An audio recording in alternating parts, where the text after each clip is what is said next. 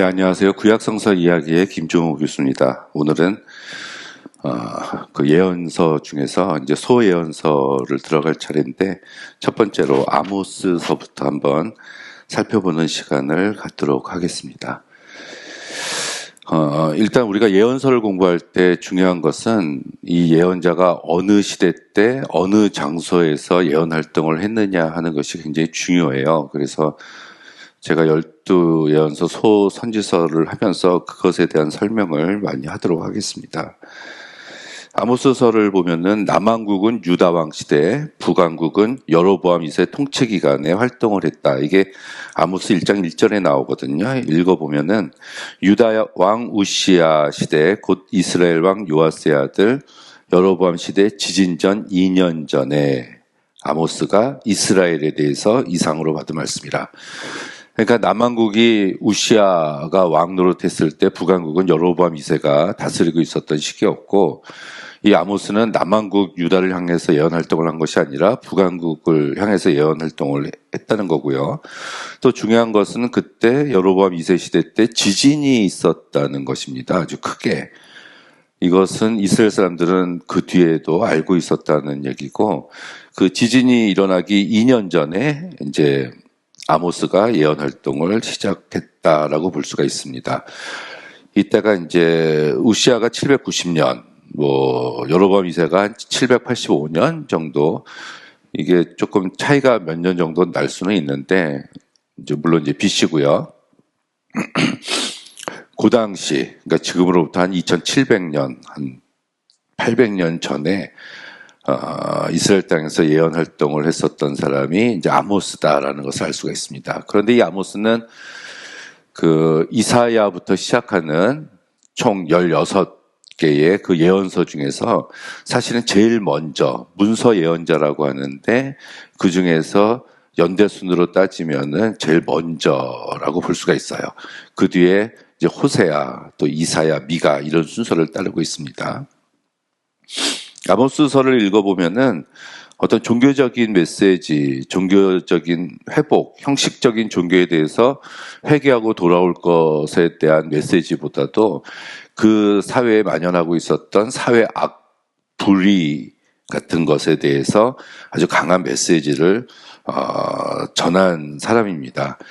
아모스 이전에 예언 활동을 하고 있었던 예언자들, 특히 엘리야나 엘리사, 나단, 갓 선지자 이런 사람들은 주로 우상숭배에 대해서, 백성들의 우상숭배에 대해서 그 죄를 지적하고 회개하고 하나님께로 돌아오라라는 메시지가 주를 이뤘다면, 이 아모스, 호세아, 미가 시대에 이르러서는 종교적인 죄보다도 우리들 이웃들과의 관계, 이 사회적으로 만연하고 있었던 사회 악과 부정과 부패에 대해서 강력한 메시지를 전한 사람이 이 아모스라는 것을 우리는 알 수가 있습니다. 그래서 이 아모스가 아모스서를 적은 이 기록 목적은 아모스 시대에, 특히 이제 여로보암 2세 시대 때 그 사회에 타락한 정치, 경제, 종교가 하나님의 심판을 받을 것이다 라는 메시지를 주고 있습니다. 근데 사실 이 여로보암 2세 시대 때는 국가적으로 굉장히 강력하게 번영을 이루고 있었던 시대였어요. 이스라엘 역사 중에서 다윗과 솔로몬 시대가 가장 강력한 국권력을 회복한, 국력을 갖추고 있었던 나라라고 이야기를 하지만, 좀 디테일하게 우리가 들여다보면은 여로보암 2세 때도 그에 못지 않습니다. 정치, 경제적으로 안정돼 있고 잘 살았어요. 전쟁이 없었습니다. 그 이유는 주변 국가들 간의 아람과 아수르의 전쟁 때문에 주변의 권력의 공백기에 있었기 때문에 이제 원하는 건 아니었지만 그런 혜택을 받지요. 그래서 잘 살고 있었는데, 그렇다면 이 잘 살고 있었던 것이 하나님께서 내려주신 평화라고 생각하고 더욱더 종교적으로 신앙을 회복해야 됐음에도 불구하고 이들이 종교적으로, 경제적으로 타락해서 하나님의 심판을 초래할 만큼 굉장히 그 사회에 부조리가 만연했다는 얘기입니다. 그래서 이 아모스나 호세아 이후의 메시지들을 우리가 읽어보면은 하나님께서 원하시는 것은 하나님 앞에서 올바르게 우리가 신앙생활을 하는 것도 필요하지만 그에 못지않게 사회 윤리적으로도 깨끗한 삶을 사는 것, 이것을 하나님께서 당연히 또 요구하신다는 것을 우리는 알 수가 있어요. 아모스서를 우리가 이렇게 읽어보면은 굉장히 그 부자들이 많이 생기는 시기였습니다. 이제 주변 국가들과의 무역으로 인해서 상업이 발달했고, 그러다 보니까 도시도 발달했고, 그래서 이제 부자들이 생기기 시작했는데 오히려 부자가 생길수록 가난한 자들도 더 많이 생기게 됐어요. 그래서 부자들은 겨울 별장, 여름 별장 같은 것을 짓고 살았는데 오히려 가난한 자들을 착취하고 압제하고 인신매매까지, 그러면서 또 이제 절기가 되면은 철저하게 나와서 그때는 또 헌금을 드리면서 하나님 앞에 그들이 제사를 드렸다는 얘기입니다. 그러니까 사회적으로 가난한 자를 착취하면서도 종교적인 열심은 있었다는 얘기예요. 그래서 아모스서에서도 이런 것은 하나님께서 받지 않으실 것이다, 이렇게 이야기를 하고 있습니다. 처음에 우리가 아모스서를 읽어보면은 이제 이방 나라들에 대한 심판에 대한 얘기가 1장, 2장에서 걸쳐서 그 이스라엘까지 하나님께서 심판하신다라는 내용이 있습니다. 우리가 한번 이렇게 지도를 그려보면요, 이제 이게 이스라엘이라고 칩시다. 이스라엘이, 여기가 갈멜산이고요. 1장 1절부터 우리가 이렇게 보면은 처음에 이방 나라들에 대한 심판을 하나님께서 이제 예언을 하십니다. 이방 나라를 심판할 것이다. 첫 번째는 다메섹을 하나님께서 심판하실 것이다, 이렇게 얘기해요. 그래서 이제 길르앗 사람들을 압박했기 때문이다. 이 길르앗이라는 나라가 잠깐 나오는데, 이 길르앗은 요쪽에 있었던 길르앗 족속이에요. 이게 므낫세 지파에서 갈라져 나온 족속인데, 구약성서에서 우리가 길르앗 야베스의 기도라고도 하잖아요. 그래서 어떤 의미에서는 당시에 저 시대 때 이스라엘의 아주 민족 중에서, 종족 중에서도 아주 연약한 족속의 대명사로 불려집니다. 첫 번째 왕이었던 사울의 그 외가 쪽, 사울의 첫 번째 왕인 사울의 어머니 쪽이 길르앗 사람이었고요. 입다 같은 사람이 길르앗 족속이라고 이렇게 나옵니다, 성경에. 근데 이 길르앗 사람을 핍박했다. 그리고 두 번째는 가사의 서너 가지 죄로 인해서 그 벌을 돌이키지 아니하나니 하고 얘기하는데, 이 가사가 블레셋이에요. 블레셋. 이 블레셋은 가사 또는 가드, 그 다음에 에글론, 에스글론, 그 다음 아스다롯 하고 가사하고 해서 5개의 도시국가가 합쳐져 있는 것을 우리가 블레셋이다, 이렇게 이야기를 합니다. 두 번째는 이제 블레셋의 서너 가지 죄로 인해서 그 벌을 돌이키지 아니하리니 이제 전쟁 포로를 에돔에 팔았다. 세 번째는 두로는 여기에 위치하고 있었던 나라입니다. 두로라는 나라도 하나님께서 심판하실 것이다. 그 다음 네 번째는 에돔이란 나라. 에돔은 요 밑에 있어요. 에돔이 네 번째죠. 에돔의 죄로 인해서 하나님께서 이제 그 벌을 돌이키지 아니하실 건데 전쟁에서 잔인하게 행했기 때문이다.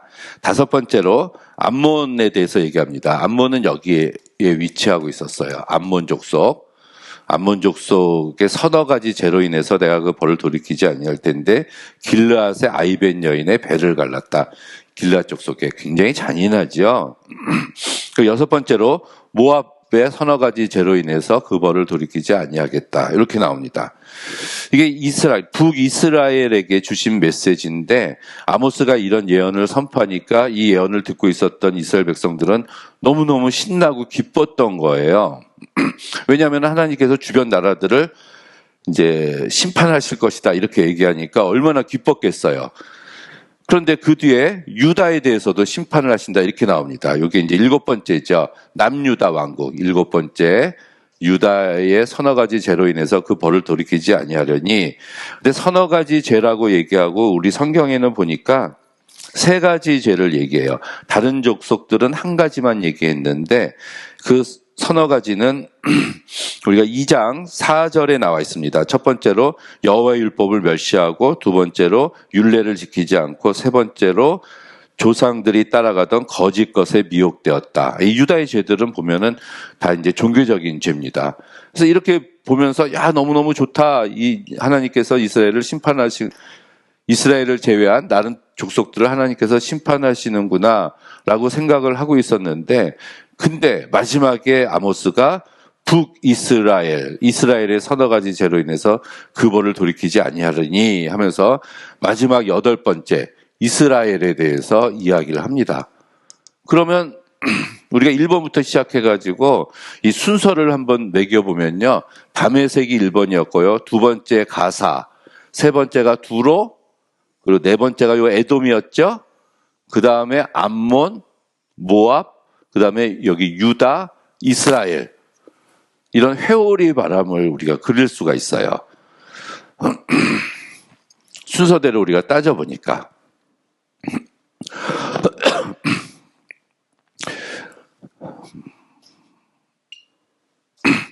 그래서 요걸 지도를 제가 가지고 왔습니다. 봤더니 다메섹으로부터 시작을 해가지고 두 번째가 블레셋, 세 번째가 두로, 그 다음 네 번째가 요거 에돔, 다섯 번째가 요거 암몬, 그 다음에 모압, 그 다음에 유다, 그 다음에 이스라엘로 향하고 있다는 얘기입니다. 그러면은 아모스가 이 메시지를 전하는 데 있어서의 궁극적인 최종적인 목표는 바로 이방 나라들에게 하나님의 심판을 전달하려고 하는 것이 아니라 지금 아모스의 설교를 듣고 있었던 이스라엘 백성들을 향해서 하나님께서 이 메시지를 전달하신 것이다 라는 것을 우리들은 알 수가 있습니다. 이게 아모스가 이런 생각을 가지고 이걸 썼다는 얘기예요. 놀랍지 않습니까? 굉장히. 그런데 이 이스라엘의 죄는 7가지 죄를 이야기를 하고 있어요. 그게 2장 6절 이하인데요. 첫 번째로 그들이 은을 받고 의인을 팔며, 두 번째 신 한 컬레를 받고 가난한 자를 팔고, 세 번째 힘없는 자의 머리에 있는 티끌을 발로 밟고, 네 번째 연약한 자의 길을 굽게 하고, 다섯 번째 아버지와 아들이 한 여자에게 다녀서 하나님의 거룩한 이름을 더럽히고, 여섯 번째 모든 제단 옆에서 전당 잡은 옷 위에 눕고, 마지막으로 7번째 그들의 신전에서 벌금으로 얻은 포도주를 마셨다.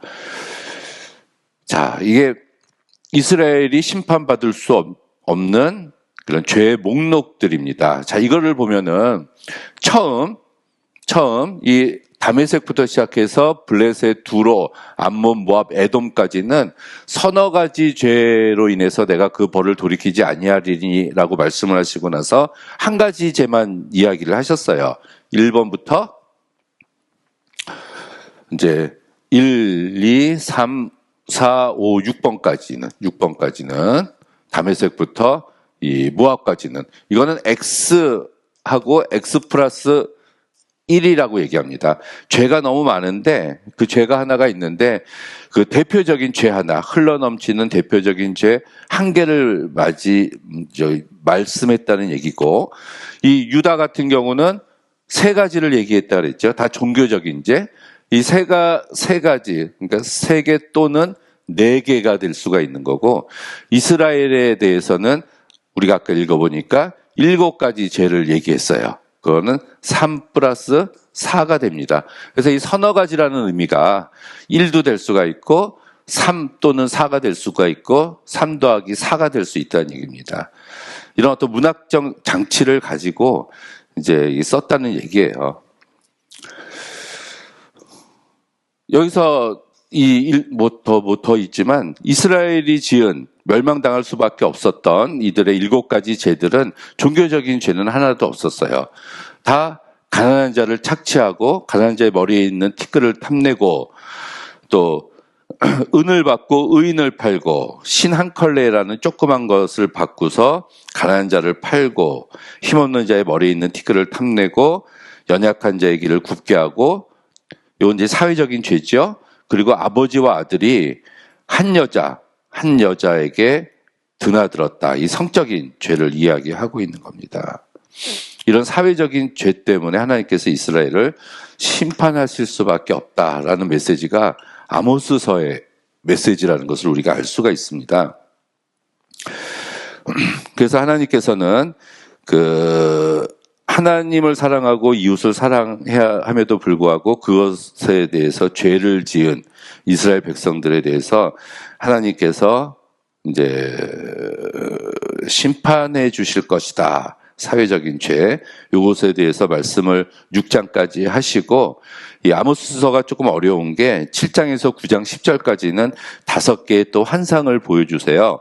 근데 첫 번째 황충과 불의 형상에서는 모세가 중보 기도를 해요. 이스라엘 백성들을 하나님께서 자비를 베풀어서 진노를 거두어 주시옵소서 했을 때 그 기도를 하나님께서 들으신다는 이런 상징적인 메시지를 가지고 있고요.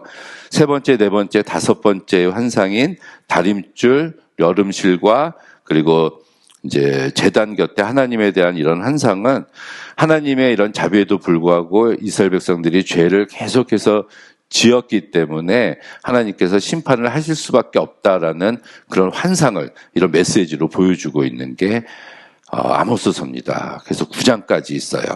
그런데 뒤에 한 5절이 더 나옵니다.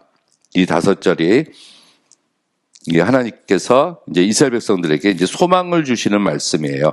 그날에 7장 이제 9장 11절에 그날에 내가 다윗에 무너진 장막을 일으키고 그것들의 틈을 막으며 허물어진 것을 일으켜서 옛적과 같이 세워 주시겠다. 이 예언서들은 항상 하나님께서 죄를 지적하세요. 죄. 너희들은 이러이러한 죄를 졌다. 그래서 하나님께서 그 다음에 죄를 지적하시고 난 다음에 이제 심판이 임할 것이다. 이렇게 말씀을 하십니다. 하나님의 심판. 그리고 심판을 받지 않으려면 어떻게 해야 돼요? 회개를 해야 될 거 아니에요. 그럼 회개를 해라. 회개를 하나님께서 말씀하시면서 대안을 제시하십니다. 대안. 그거는 하나님께서 하나님께로 돌아오라 이런 메시지겠죠. 그러면은 나중에 하나님께서 그 진노를 거두어 주시고 다시 구원을 행해 주신다. 이런 패턴이 모든 예언서들의 패턴으로 가고 있습니다. 그 패턴의 이 마지막이 아모스서는 9장 11절에서 15절인데, 근데 이제 어떤 학자들은 이게 뜬금없이 마지막에 너무 생뚱맞게 이스라엘의 회복에 대해서 말을 하고 있기 때문에 후대에 첨가된 것이 아닌가 이렇게 이야기도 하는 학자들도 있지만, 아무튼 이런 맥락에서 보면은 하나님께서 구원을 마지막에는 자기 백성들에게 베풀어 주시려는 이 말씀을 생각을 가지고 계신 분이시다라고 우리가 볼 수가 있다는 얘기죠. 아모스서에 대해서 우리가 여러 가지 주제를 또 한번 살펴볼 수가 있습니다. 첫 번째, 이스라엘 백성들은 자기들은 선민이기 때문에 하나님께 언제나 구원을 받을 수밖에 없다. 자기네들은 이렇게 생각을 하고 있는 사람이었어요. 그런데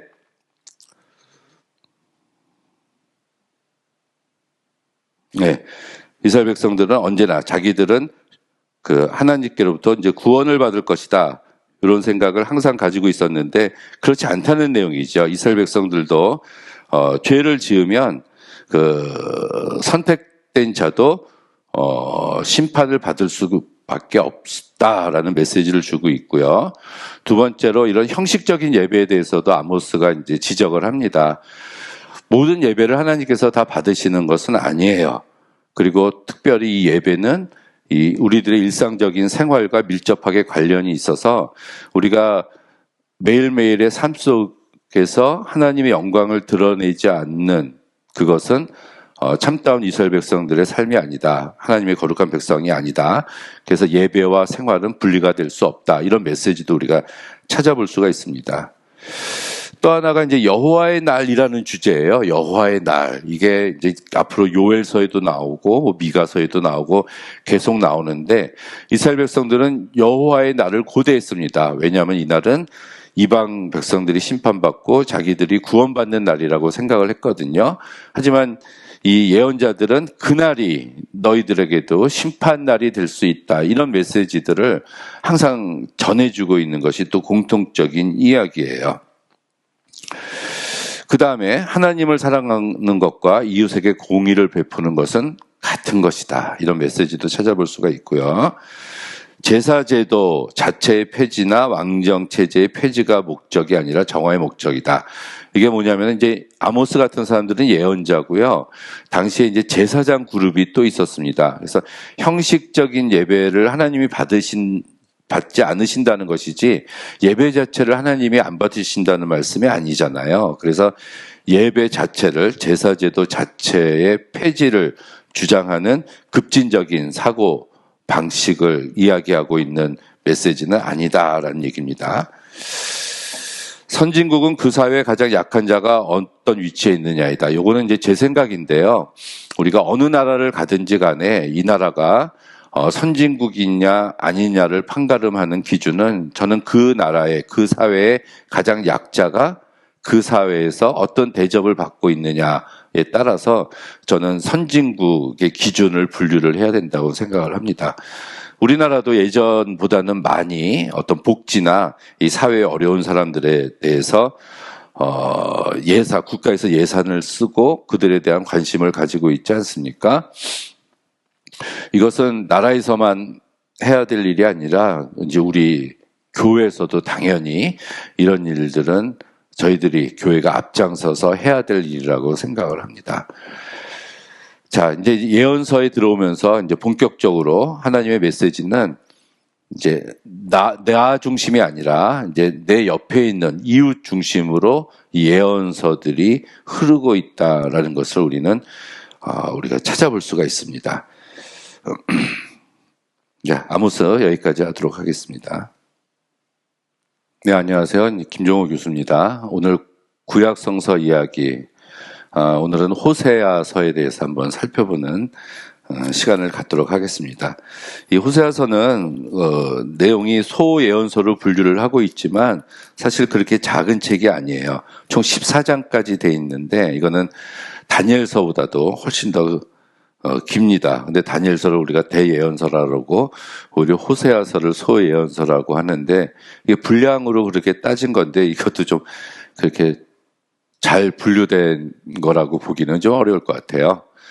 아모스하고 호세아서는 대강 좀 같은 시기에 살았던 사람들이다라고 볼 수가 있습니다. 20-30년 정도 차이가 나는 것 같아요.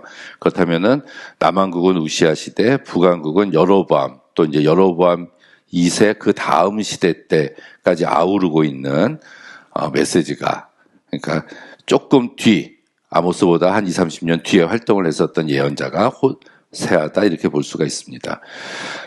아모스서가 정의를 물같이 공의를 하수같이 이렇게 공의에 대해서 정의에 대해서 외치는 그런 예언자였다고 한다면 이 호세아는 이제 사랑의 근거에서 하나님의 진노를 돌이켜 주시옵소서라고 외쳤던 그 사람이 바로 호세아라고 볼 수가 있고요. 호세아서에 가장 많이 등장하는 단어가 여호와를 알자, 여호와를 힘써 알자, 또는 여호와를 찾으라, 이런 말씀들이 굉장히 많이 나와요. 그래서 이제 하나님과 이스라엘과의 관계를 그 남편과 아내의 비유를 통해서 이제 하나님이 남편이고 이스라엘이 아내, 이런 형식으로 이 호세아로 하여금 음란한 고멜이라는 여자와 결혼했다가 그 여자가 도망갔을 때 다시 데리고 오라, 이런 결혼 관계의 상징을 통해서 하나님의 사랑을 표현한 책이 호세아서다 이렇게 볼 수가 있습니다. 그러니까 남편과 아내에 대해서도 이야기하지만 어떤 목자, 사냥꾼, 치유자 이런 것으로도 군데군데에는 또 이제 이야기를 하고 있습니다. 이 호세아서를 보면은 사실은 1장부터 14장까지 살펴보면 구조가 정확하게 맞아 떨어지지는 않아요. 좀 뒤죽박죽 했던 얘기 또 하고, 이 뒤에 있어야 될 얘기가 앞에 나오고, 앞에 있어야 될 얘기가 뒤에 나오고 하는데, 이런 것들은 다 호세아의 갈등, 혼란, 이런 마음을 오히려 또 표현하는 문학적인 구조다라고도 우리가 볼 수가 있습니다. 기록 목적은 이제 북왕국 이스라엘에 임박한 패망을 선포하면서 그 가운데 하나님의 사랑이 계속해서 중단 없이 흐르고 있는 것을 보여주고 있다. 그런 책이에요. 우리가 이게 그 대상을 알아야 되는데요. 솔로몬 이후로 나라가 갈라졌잖아요. 그래서 이쪽이 이제 북왕국이 되고, 이제 북왕국이 이스라엘입니다. 이스라엘 이렇게 부르고요. 솔로몬 이후로 여기는 남왕국이라고 하는데, 남왕국이 유다 지파가 있어서 남왕국 유다 이렇게 구분을 해요. 근데 이때 활동했었던 예언자들이 이제 틀리다라는 얘기예요. 누가 어디에다 했냐를 알아야 되는데, 이제 아모스 같은 사람은 북쪽에다만 예언 활동을 했어요. 호세아도 마찬가지예요. 호세아도. 그런데 이사야는 남쪽에서만 했습니다. 그래서 어느 예언자가 어느 청중들, 어느 국가를 향해서 예언 활동을 했느냐라는 것을 우리가 살펴봐야 됩니다. 요나 같은 경우는 니느웨, 아수르를 향해서 했죠. 나훔소도 아수르를 향해서 했거든요.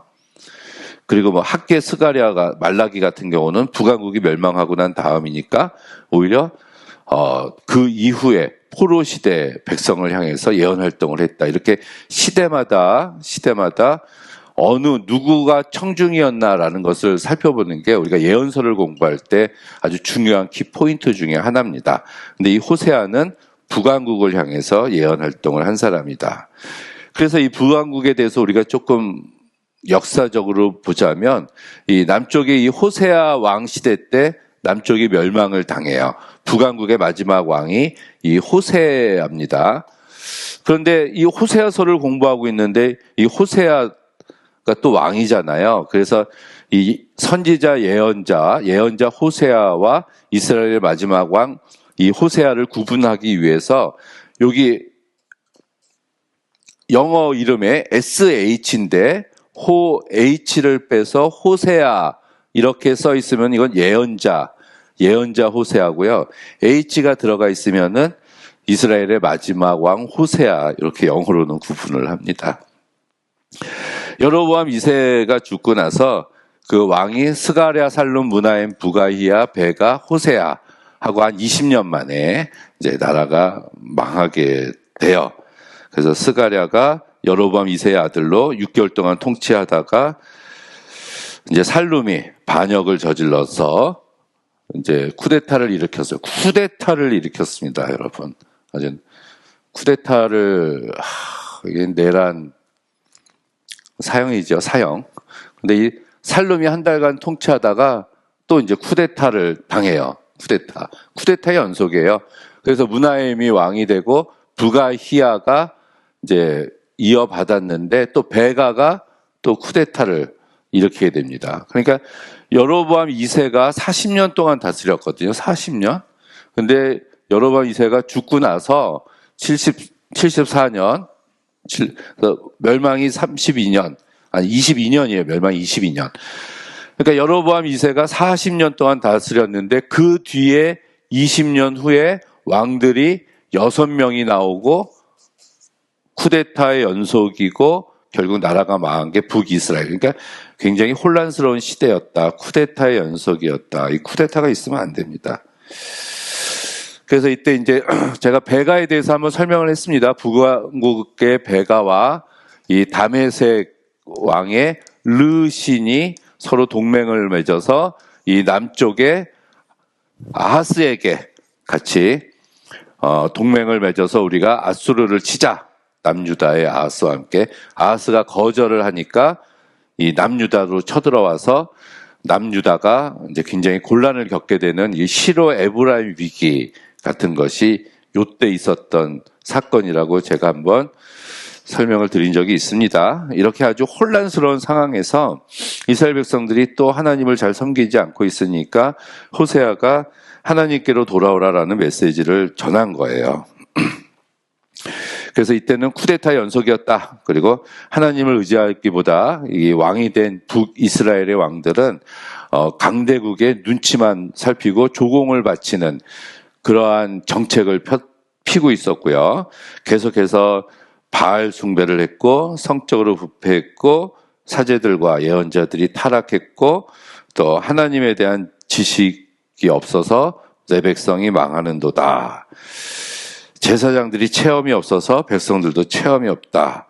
제사장들이 강도 때처럼 오히려 살인을 하고 다닌다. 이런 메시지들이, 이런 기록들이 이 호세아서에 나타나 있습니다. 그러니까 이 시대의 상황들이 이랬다는 얘기죠. 그렇지만 이 하나님께서는 호세아를 통해서 하나님은 이스라엘 백성들을 사랑한다. 우상, 이방 신을 섬겼더라도 호세아의 아내인 고멜이 이방 신을 섬기고 도망갔더라도 다시 데리고 와라. 이런 것처럼 음란한 아내를 사랑하는 이런 표현을 써서 하나님께서는 이스라엘 백성들을 사랑하신다라고 말씀을 하고 계셔요. 그렇지만 그래서 이제 오라는 얘기예요. 이게 죄를 지적을 했다는 얘기입니다. 죄를 지적을 했어요. 이스라엘 백성들의 죄. 그래서 너희들이 이제 심판받을 것이다라는 얘기잖아요. 심판.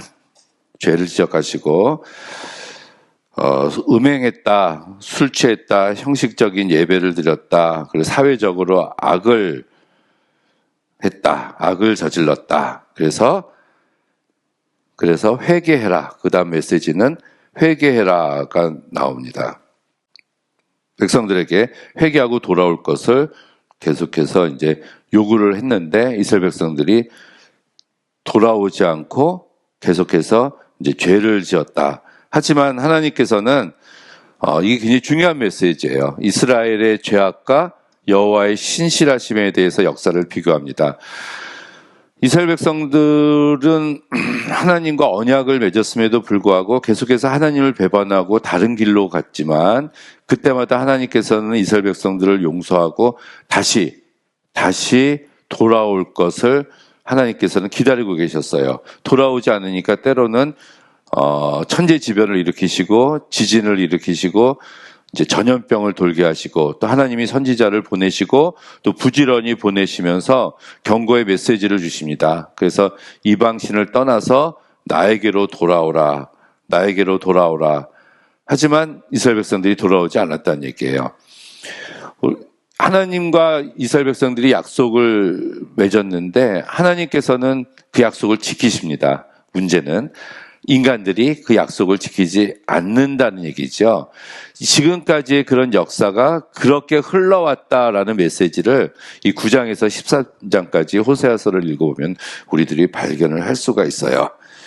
그렇지만 하나님께서는 이 사랑이 있으시기 때문에 이스라엘 백성들을 사랑했기 때문에 잠깐 심판은 하시지만 완전히 멸망시키지는 않으신다. 이런 말씀을 주십니다. 그러면서 미래에 대해서 희망을 남겨두시는데 그것이 바로 남은 자들을 통해서 다시 한번 하나님께서 이스라엘 백성들을 구원시켜 주실 것이다 라는 메시지가 여기에 나옵니다. 우리가 같은 시대에 활동을 했었던 이 아모스서와 호세아서를 한 장씩 한 장 읽어보면은 굉장히 저희들이 살고 있는 이 시대하고 크게 다르지 않는 것을 우리가 발견을 할 수가 있어요. 저울추를 속이고 있는 거, 부자들이 가난한 자를 압제하고 있는 거, 그것에 대해서 하나님께서는 분명히 죄악이다, 하나님의 심판을 받을 죄다라고 선포를 하고 계십니다. 그래서 사실은 하나님의 말씀이 어제나 오늘이나 동일하고 살아 계신다라는 그 말씀은 아모스나 호세아가 살았던 그 시대나 오늘날 우리들이 살고 있었던 이 시대나 그리고 그때 아모스나 호세아의 예언자들처럼 지금도 오늘날 한국에서 그런 메시지를 외치고 있는 그런 예언자적인 활동을 하고 있는 목회자들이 저는 굉장히 필요하다고 생각을 합니다. 네, 호세아서는 여기까지 보도록 하겠습니다. 네, 안녕하세요. 구약성서 이야기의 김종호 교수입니다. 이번 시간에는 요엘에 대해서 한번 공부해보는 시간을 갖도록 할게요. 이 요엘서는 언제 쓰여졌는지 학자들마다 사실은 의견이 좀 한 두 가지 정도로 이렇게 나뉘어지고 있는데, 아주 초기 연대서를 주장하는 학자들이 있습니다. 그는 거의 엘리사 정도 시대 때 활동을 하지 않았을까 해서 엘리야 시대 동시대 때 활동을 했었던 예언자가 이제 요엘이다. 왜냐하면은 이 전쟁 기사에 대한 내용이 그 유다 왕 여호람 시대 때 있었던 일로 이제 추정을 한다고 하는데, 이제 많이 지지는 받고 있지는 않아요. 그런데 이것이 이 지지를 받고 있는 또 하나 이유는 요엘서가 히브리 성경의 분류에 의하면 굉장히 앞에 위치해 있습니다. 요엘서가 호세아 다음에 요엘, 우리랑 좀 순서가 틀리거든요. 히브리 성경은 12소 선지자라 그래서 이 12권을 한 권으로 묶어서 한 권 취급을 하는데, 그 한 권에서도 이제 순서가 있지 않습니까? 그들의 순서를 보면은 호세아, 요엘, 아모스, 오바댜, 요나, 미가 이런 순서로 이렇게 나와 있어요. 그래서 이제 요엘이 이제 굉장히 앞에 위치하고 있다는 걸 알 수가 있죠. 근데 이제 우리 성경, 이 70인역을 따르고 있는 우리들은 호세아, 아모스, 미가, 우리랑은 좀 틀리죠. 우리는 호세아, 요엘, 아모스, 미가 이렇게 나가는데 70인역에서는 요엘서가 굉장히 이제 뒤에 이렇게 위치해 있어가지고 이 순서가 좀 틀립니다. 그렇게 중요한 거는 아닌데. 근데 이제 대체적으로는 요 8세기 아모스나 호세아, 요나 시대 때 아마 요엘이 활동을 한 것이 아닌가 해가지고 이제 저는 이쪽에다 위치를 시켰어요. 굉장히 이제 짧은 책이에요. 요엘서는 3장까지밖에 안 돼 있는데, 근데 우리가 그냥 읽을 때는 짧은 책이긴 하지만 굉장히 재미가 없어요. 근데 이게 시라서 그렇습니다. 시. 근데 이제 히브리 문학을 공부를 해보면은 어떤 의미에서는 구약 성서 중에서 제일 문학적인, 시적인 풍부함, 아름다움, 과장법, 묘사, 간결법 이런 것에 있어서는 히브리 문학을 공부한 학자들에 의하면은 요엘서가 제일 아주 뛰어난 문학적인 모습들을, 문체를 가지고 있다, 이렇게 이야기를 합니다. 각종 수사법, 평행법, 과장법에 능숙함이 있고, 요엘서를 히브리어로 막 읽어보면은 그림이 그려지는 듯한 모습을 찾을 수 있을 정도라고 해요. 우리는 잘 모르죠. 이 요엘서의 기록 목적을 볼까요? 일단 메뚜기 재앙이 임한다, 이렇게 이야기를 해요. 그리고 가뭄이 당연히 오겠죠. 메뚜기가 휩쓸고 지나가면. 이거에 바로 이제 하나님께서 심판을 하시는 거예요. 그래서 이 백성들이 그것을 보고, 그 징조를 보고, 메뚜기 재앙에 대한 징조를 보고 이 백성들이 이제 회개를 해야 된다. 그리고 회개한 자에게는 이제 전쟁 시에도 하나님께서 구원을 약속하신다. 이것이 바로 이제 요엘서의 기록 목적이라고 볼 수가 있습니다. 또 약간 이제 특별한 것은 우리는 3장인데 히브리어 성경에는 4장으로 돼 있어요. 그래서 2장 28절에 32장을 또 나눠 놔가지고 우리보다 이제 분량은 똑같은데 한 장이 더 많은 것을 우리는 알 수가 있습니다. 요엘서는 구분이 이제 딱 두 가지로 돼요. 두 가지. 2장 17절이라고 써 있는데 1장에서 2장 17절까지, 그리고 2장 18절에서 뒷부분 해가지고 두 번으로 나눌 수가 있습니다. 우리가 성경을 읽을 때 이렇게 나누기를 좀 잘해야 돼요. 이 나누기라는 것은 한 단락, 한 단락, 한 단락 해서 잘 나눠서 읽어야지 훨씬, 히브리, 이제, 구약 성서를 우리가 훨씬 더 잘 이해를 할 수가 있는데, 요엘서 같은 경우는 두 부분으로만 이제 나누면 됩니다. 첫 번째는 메뚜기 재앙, 그 뒤에 닥치는 메뚜기 재앙으로 인해서 생겨난 가뭄으로 인해서 그 상황에서 백성들이 참회, 회개를 요구하는 내용이에요. 메뚜기 재앙이 이제 임하게 되고, 그러니까 이제 당연히 가뭄이 오겠죠? 그래서 백성들에게 탄식할 것을 요구합니다. 그래서 백성들이 막 탄식하고 하나님께 울부짖고 기도를 해요.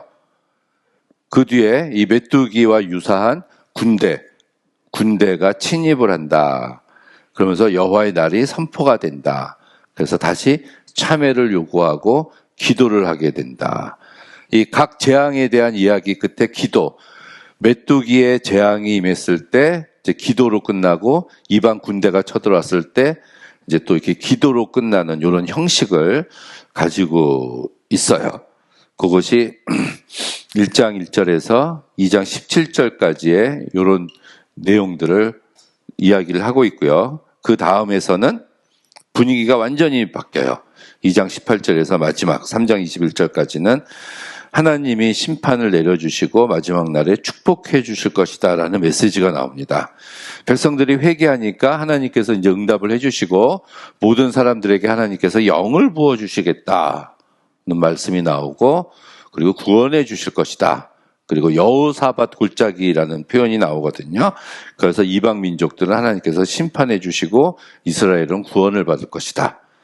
그리고 애굽과 에돔은 황무하게 되고 우리 유다는 풍요롭게 될 것이다 라는 말씀으로 끝나는 것, 희망을 주고 있는 것이 바로 이 요엘서입니다. 요거를 제가 표로 한번 만들어 왔어요. 그랬더니 2장 17절하고 2장 18절에서 딱 나눠져요. 그래서 이 앞에는 하나님의 재앙이 임하는데 그때 탄식하고 금식하고 하나님의 진노가 나오고 두 번 회개를 요구하고 재앙이 임하고 재앙이 끝나고 하나님 축복해 주실 것이다. 그때 전제되는 조건이 회개와 간구예요. 회개를 하고 하나님께 간구해라. 그러고 났더니 2장 18절 이후의 메시지는 하나님께서 응답을 해주셔서 하나님의 구원과 긍휼이 베풀어지고 두 번의 구원 선포, 저기는 두 번의 회개를 요구했잖아요. 구원 선포가 있고 저런 재앙이 다시 회복이 되고, 그리고 이 재앙이 애굽과 에돔, 이방 민족에게 임할 것이다. 그래서 여기서 딱 구분이 되는데, 그러기 위해서 꼭 거쳐야 될 상황은 이 회개와 간구라는 얘기입니다. 회개와 간구가 있어야 돼요.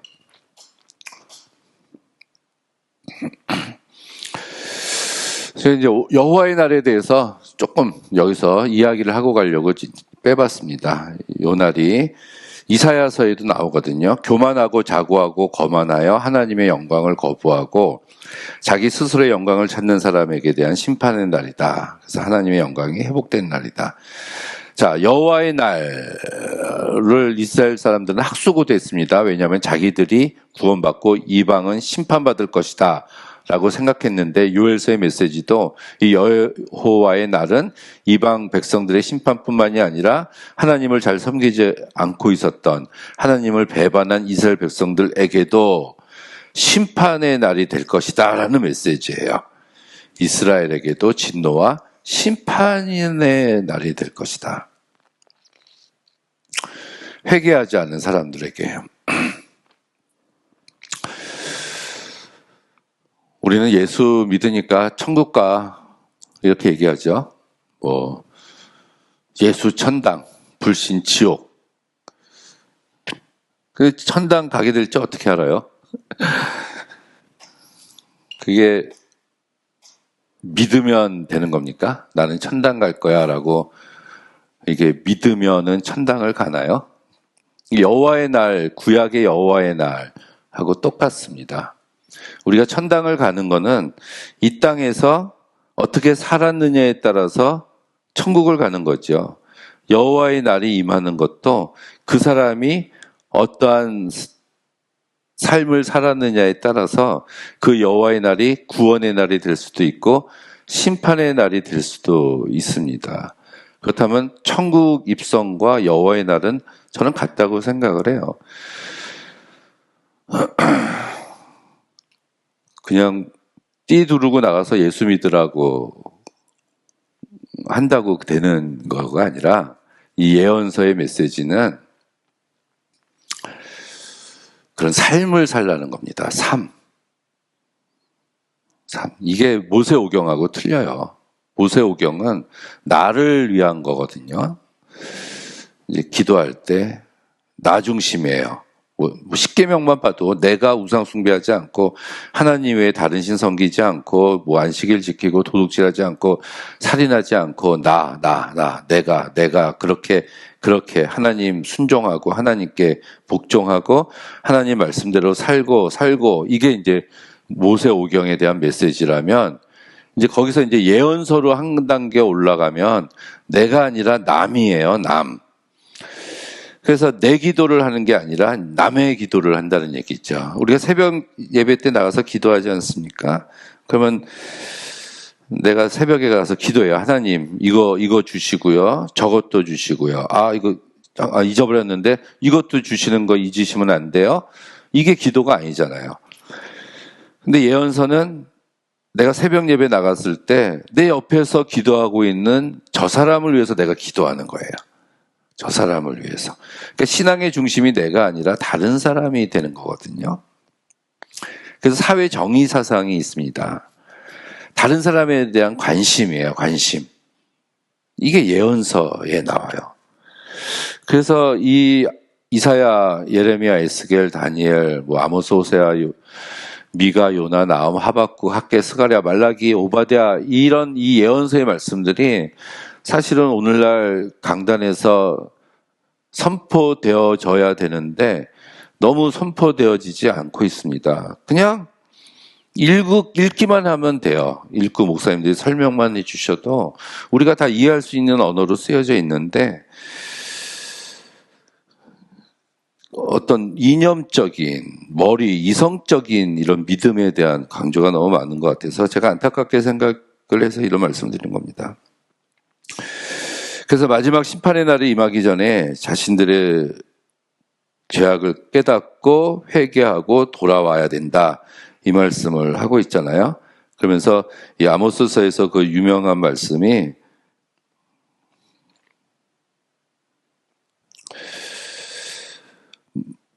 옷을 찢지 말고 마음을 찢어라. 이 말씀이 나오잖아요. 옷을 찢지 말고 마음을 찢어라. 그래서 하나님께서는 회개할 때 진정한 회개를 원하신다라는 얘기예요. 마음을 찢어라. 진정한 회개를 원한다. 요엘서에. 형식적인 회개는 안 된다는 거예요. 그래서 옷을 찢지 말고 마음을 찢어라. 우리가 성경에 보면은 옷을 찢은 사람들은 굉장히 많이 나와요. 뭐 하다못해 히스기야도 옷을 찢고 하나님 앞에 뭐 회개했다고 나오고 야곱도 찢었고요. 뭐 굉장히 많아요. 성경에.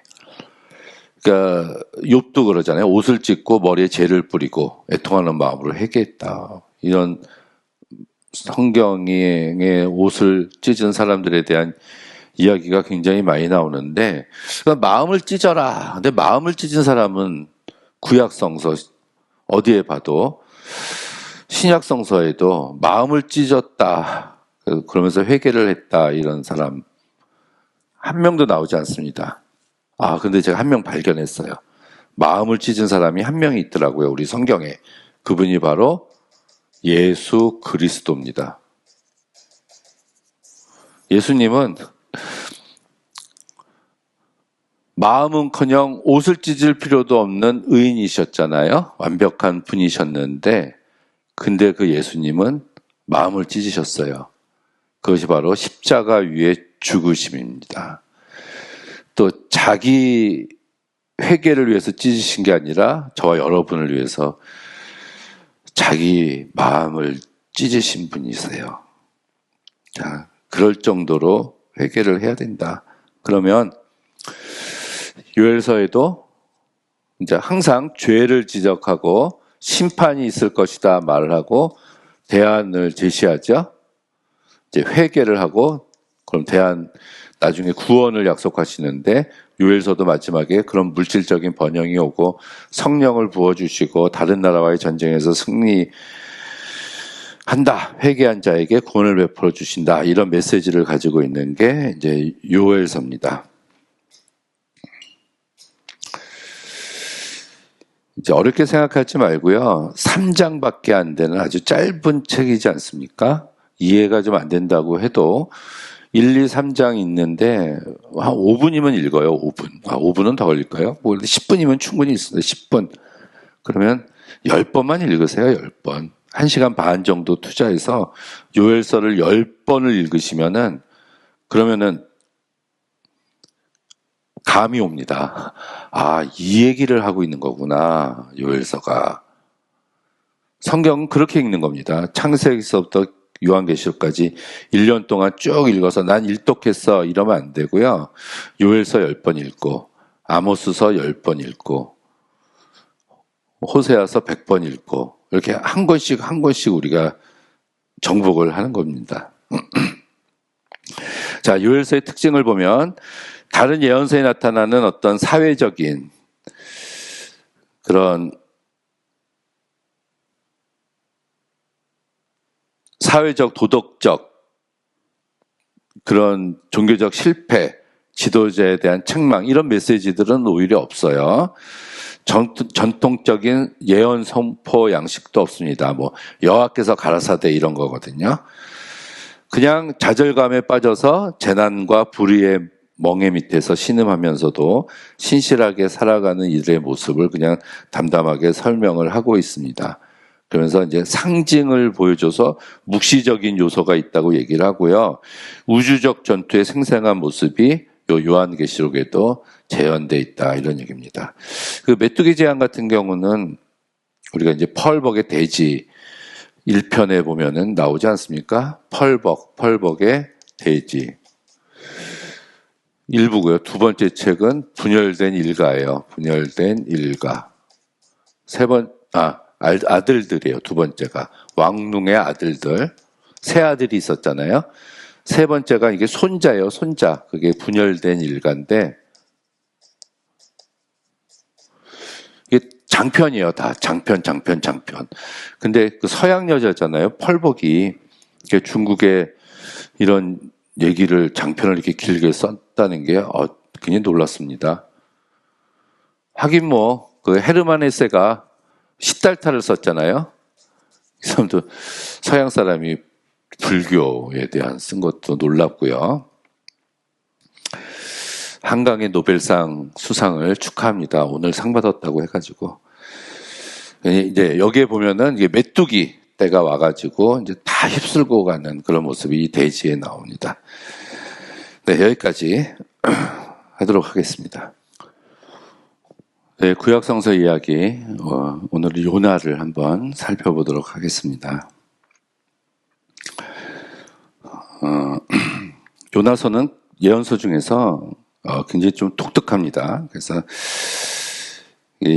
제가 이제 항상 예언서는 그 역사적인 배경이 중요하다 이렇게 말씀을 드렸잖아요. 그래서 어디를 향해서 선포된 말씀인가, 어느 시대 때 선포된 말씀인가 이거를 찾아야 되는데 요나서는 좀 찾기가 힘들어요. 그래서 역사적인 배경이 굉장히 희박하다는 거. 그 등장인물도 굉장히 아이러니해요. 왜냐하면 읽어보면은 요나가 배드가이, 나쁜 사람처럼 묘사가 돼 있고 오히려 세상에서 가장 악하다는 니느웨 백성들이 좋은 사람들로 이렇게 표현이 되고 있습니다. 그리고 요나서는 결론이 없어요. 그냥 마지막에 박넝쿨 밑에서 앉아 있었던 그 요나를 향해서 하나님께서 그늘을 없애주시고 내가 저 사람들을 얼마나 사랑하는지 네가 아느냐 하고 의문문으로 그냥 끝나버려요. 그래서 열린 결말을 가지고 있는데 그때 요나가 니느웨 백성들에게 가가지고 외쳤던 그 말도 40일이 지나면 니느웨가 무너지리라. 이게 하루 반나절을 다녔는데 여기 히브리 언어로는 5단어밖에 안 돼요. 그러니까 막 뭐 외치고 뭐 이러고 다녔던 게 아니라 그냥 중얼중얼 하면서 그렇게 조금 돌았다 그런 얘기입니다. 근데 그 이야기를 듣고 회개했다는 말, 요나서의 메시지잖아요. 요나의 이름이 열왕기하 14장 25절에 나와요. 여기 보면 아미떼 아들 요나. 근데 이때는 그 솔로몬 다음인 여로보암 2세 이야기를 하면서 나오고 있거든요. 그러면 이 요나가 요 요나가 맞다라고 우리가 이야기를 한다면 이 요나는 여로보암 2세 시대 때 활동을 했었던 사람이다라고 볼 수가 있는데, 근데 이때 니느웨 백성들을 향해서 그 아수르거든요. 아수르 회개해라고 외칠 만한 또 역사적인 배경이 굉장히 약합니다. 이때는 뭐 아수르가 막 신흥 세력으로 막 부상하고 있었던 그런 시대긴 하지만 뭐 그걸 우리가 찾아볼 수 있을까 그래요. 그래서 이제 후기 저작서를 학자들이 뭐 많이 얘기합니다. 그러니까 아주 뒤로 요나서의 저작 연대를 뒤로 위치시키는 거예요. 왜냐하면은 아주 뒤에 사용되었던 페르시아 시대 언어가 쓰이는 것들이 발견이 되고 아수르가 요나서에 보면은 회개했다고 나오는데 역사적으로 그 회개를 했다는 근거를 찾아보기 힘들다는 것이고요. 그리고 이제 포로 후기 시대 때는 사실은 민족주의가 득세를 하고 있었어요. 포로로 잡혀갔다가 이스라엘 땅으로 돌아와서 이방인들과 결혼한 사람들은 에스라가 다 이혼하라 이렇게까지. 그래서 국수주의, 민족주의, 유대주의가 극렬하게 그 시대에 부상을 하고 있었던 그 시대상에 견제하기 위해서 세계 보편주의라고 이야기할 수 있는 요나서의 메시지가 나온 것이 아닌가 이렇게 학자들이 동의를 하고 있습니다. 그렇게 보면은 성서는 여러 가지 이야기를 다 하고 있다고 볼 수가 있습니다. 그래서 기록 목적은 이것에 근거해서 제가 좀 썼어요. 포로기 이후 시대 때 유대인 공동체에게 형성된 완고한 민족적 배타주의에 도전할 목적으로 기록한 책이다. 그래서 세계 보편주의, 유대인을 사랑하신다, 유대인들이 회개해야 된다, 이스라엘 백성들을 하나님께서 택하셨다, 이런 메시지가 전혀 안 나오잖아요. 오히려 악한 민족인 아수르의 니느웨 백성들을 하나님께서 사랑하신다라는 이야기를 가지고 있는 거기 때문에 그렇습니다. 내용은 제가 이제 책을 읽으면서 발견했는데 여기 재미있는 게 있어가지고 제가 좀 써왔습니다. 그래서 4장까지 돼 있는데요. 요나의 불순종, 이제 물고기 뱃속에서 기도하고 요나가 설교하고 마지막에 불평하는 걸로 해보니까 이게 하나님과 연관이 되더라고요.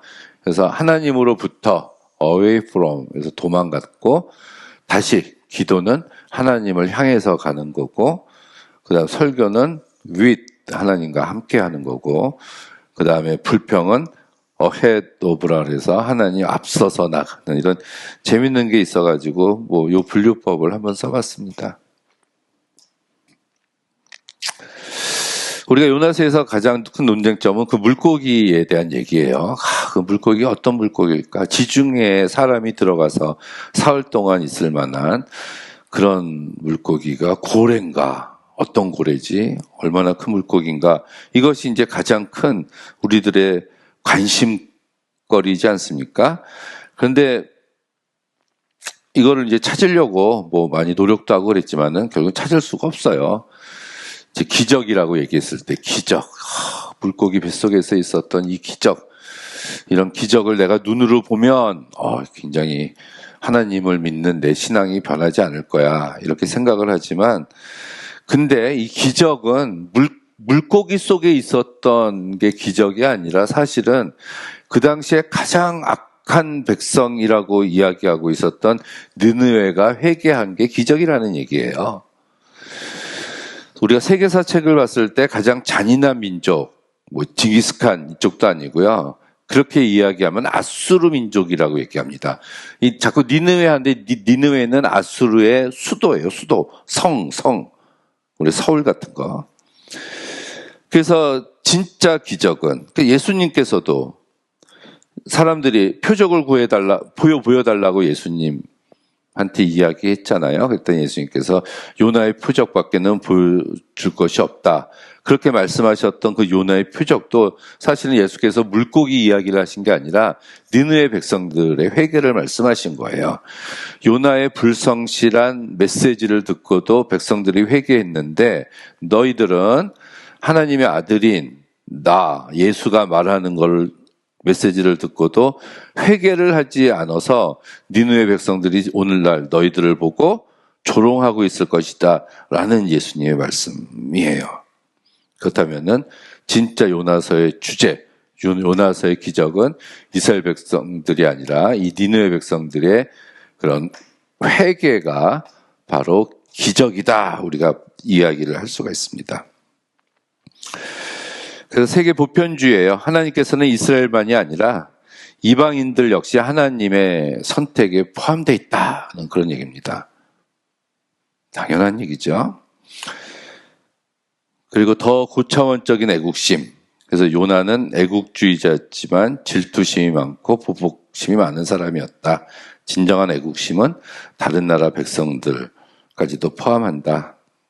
이게 제가 예전에 써놓은 건데 예언의 잠정적인 성격, 경고 자체가 하나님의 최종적인 말씀이 아니라 회개를 통해서 심판이 구원으로도 바뀔 수가 있다. 이런 말씀도 우리가 찾을 수 있고요. 순종의 필요성, 하나님이 임명하신 운명으로부터 도망갈 수 없고 하나님의 뜻을 회피할 수 없다. 지도를 보면은 다메섹이 여기 있었거든요. 다메섹이. 그래서 하나님께서 다메섹으로 가라 했더니 안 가고 요빠로 도망갔다. 요빠가 여기 있었어요. 다메섹의 반대죠. 갔더니 마침 떠나는 배가 있었다. 당시에 그 배는 뭐 학자들에 의하면 한 달에 한 번 출발하는 배였다 그러고요. 그때 요나가 뱃삭을 지불하고 후불이었는데 선불로 지불하고 그 배를 탔다. 이런 표현들이 나옵니다. 그래서 불순종한 요나였다고 이야기를 하죠.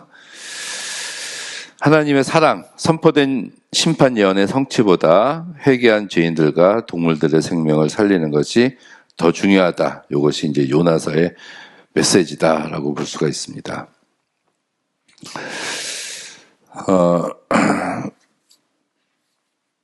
만만하지는 않아요. 이 예언서들이 만만하지는 않은데 우리가 소예언서 여태까지 4개를 했습니다. 앞으로도 한 8개 정도가 남았는데요. 그렇게 분량이 길지 않으니까 우리가 하나씩 잘 살펴보면 우리가 이제 기록 목적과 아주 중요한 주제 같은 것들을 찾아볼 수가 있습니다. 근데 이제 굉장히 중요한 것은 그 사회와 그 시대에 대해서 성경은 침묵하고 있지 않습니다. 그 이야기를 하고 있어요. 관심을 가지고 있습니다.